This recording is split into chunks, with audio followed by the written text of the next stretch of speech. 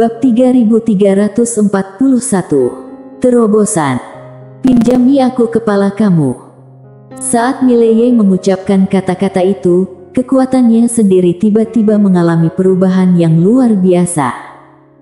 Pada saat ini, dalam pandangan Mileye, sang penguasa suci seolah-olah adalah semut, cukup dengan sekali pencet, bisa langsung mati. Aura yang tak tertandingi.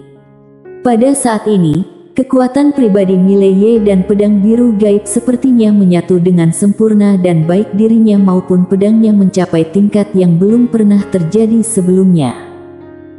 Dengan satu pedang ini, ilmu pedang pribadi Mileye meledak ke tingkat baru. Dengan satu pedang ini, pedang biru gaib juga sekali lagi melampaui batas dirinya sendiri. Tanpa menelan sang penguasa suci, mereka sudah berhasil mencapai tingkat baru. Pedang ini, baik dirinya maupun pedangnya mencapai tingkat baru. Di bawah kekuatan yang luar biasa dari dirinya dan pedangnya, semua orang di arena merasa tertekan.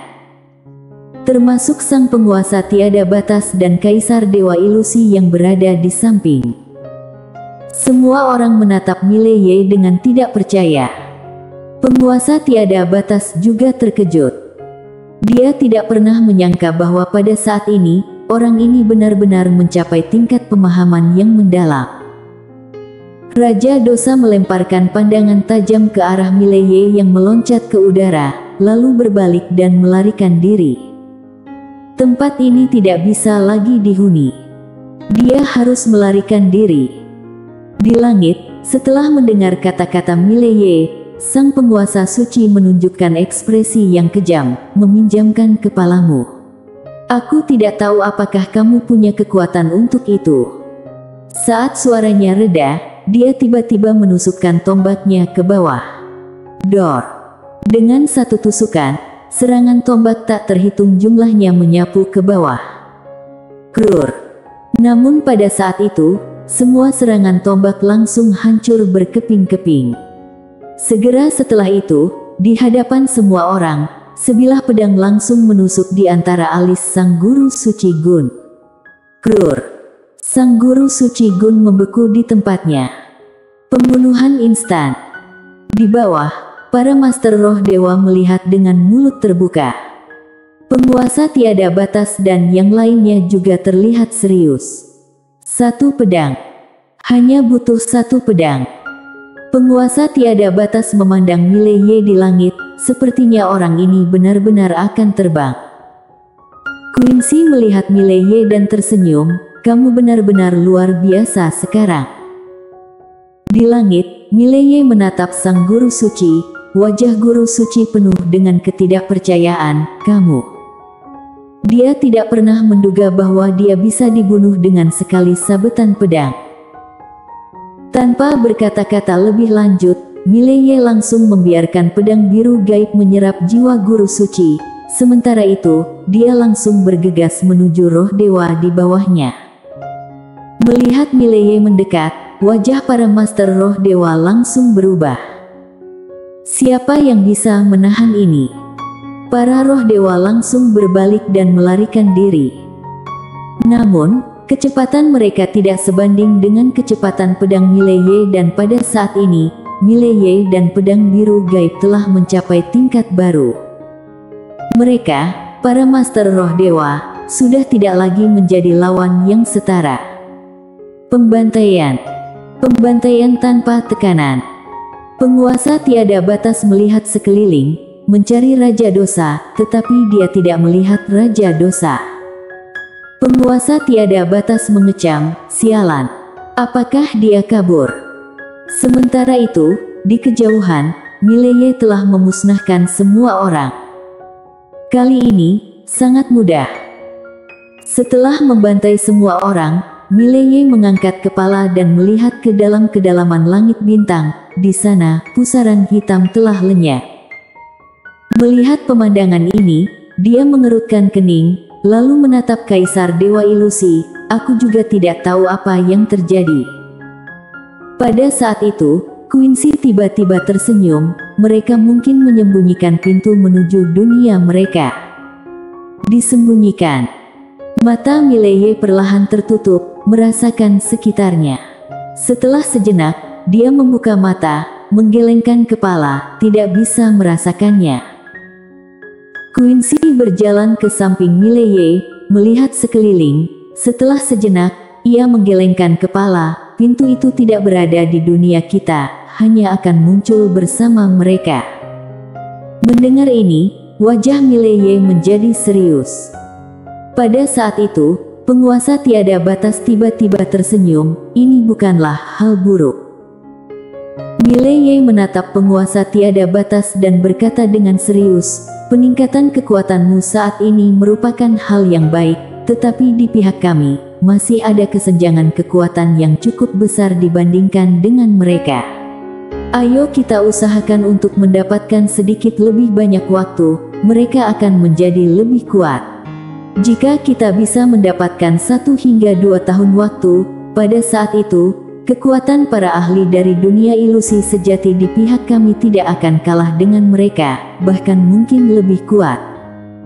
Mileye mengangguk ringan, menyadari bahwa pertarungan ini bukanlah tugas yang bisa dia selesaikan sendirian. Meskipun kekuatannya telah meningkat signifikan, dia tidak merasa sombong atau puas. Semakin tinggi dia naik, semakin dia merasa kecil. Pada saat itu, Quincy tiba-tiba berbicara, aku pikir, selain meningkatkan kekuatan, kita juga perlu melakukan sesuatu, yaitu mempelajari cara untuk membunuh mereka. Jika tidak, mereka tidak akan bisa mati dan semakin kita bertarung, semakin kita kekurangan peluang untuk menang. Mileye menatap Quincy dan tersenyum, Quincy, apa ada ide khusus yang kamu miliki? Quincy tertawa, bolehkah aku meminjam pedangmu sebentar? Mileye mengangguk, membuka telapak tangannya dan pedang biru gaib muncul di depan Quincy. Quincy menggenggam pedang biru gaib, setelah beberapa saat penelitian, dia berbicara dengan lembut, aku pikir, aku bisa mencoba untuk meniru aturan dalam pedang ini. Ketika hal ini diungkapkan, semua orang terdiam. Quincy berbicara dengan serius, pedang ini diciptakan oleh Destiny dan sangat istimewa. Bahkan aku sendiri tidak bisa sepenuhnya memahaminya. Namun, aku bisa mencoba menirunya. Tentu saja, pasti akan ada perbedaan besar dengan pedang ini, tetapi kita bisa mencoba. Aku yakin bahwa pada akhirnya, bahkan jika kita tidak bisa membunuh para roh dewa itu, kita bisa membuat mereka menjadi lebih lemah di dunia ilusi. Mileye mengangguk sedikit, bagus. Quincy tiba-tiba berbicara, Lofi. Setelah kata-kata itu terucap, seorang wanita muncul di samping Quincy. Quincy langsung memberikan pedang ke Lofi, bawa ini kembali dan teliti bersama mereka. Kemudian, kita akan merumuskan sebuah rencana untuk melihat bagaimana cara menirunya. Lofi memberikan sedikit hormat, baik. Setelah berbicara demikian, dia membawa pedang biru gaib dan pergi. Mileye menatap penguasa tiada batas dan yang lainnya, lalu berbicara, kalian masuk ke dalam menara untuk berlatih. Penguasa tiada batas mengangguk ringan, kemudian bersama-sama dengan Kaisar Dewa Ilusi, mereka masuk ke dalam menara kecil. Ladian tiba-tiba berbicara, barusan, kamu telah mencapai terobosan dalam Tao Pedang. Mileye mengangguk, benar. Terobosan dalam Tao Pedang. Mileye tersenyum, sejujurnya, Tao Pedangku sudah lama tidak mengalami terobosan. Beberapa tahun ini, aku memang agak terlalu terbuai oleh hal-hal yang tidak penting. Kali ini, pemahamannya sungguh mendalam.